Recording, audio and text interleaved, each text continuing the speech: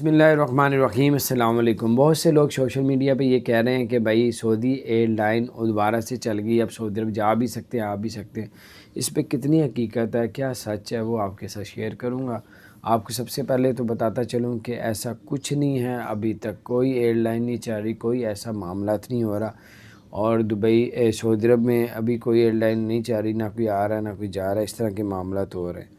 तो बारह वापसी के तो कोई चक्कर फिर भी चल सकते हैं, लेकिन बहुत से लोग ये भी बता रहे हैं कि ओमान का वीज़ा 30 से 40 हज़ार का ओमान का वीज़ा लेके ओमान जाते हैं, वहाँ पे करंटीना होते हैं 14 दिन, उसके बाद सऊदी अरब के लिए ट्रैवल करते हैं। लेकिन ये बातें जो हैं ये सिर्फ बातें ही हैं, ये 100% बात नहीं है। इसमें आपको नुकसान भी हो सकता है, आपके पैसे ज़ाया भी जा सकते हैं, आपको वापस भी भेजा जा सकता है।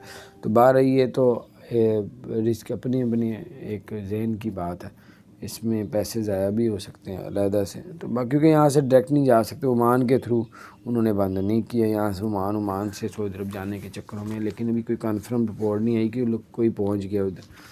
अपने ही बाहर ऐसा भी ना करें, इंशाल्लाह ओपन हो जाएगा। अल्लाह ताला खैर करे। अगर आपने हमारे चैनल को सब्सक्राइब नहीं किया तो सब्सक्राइब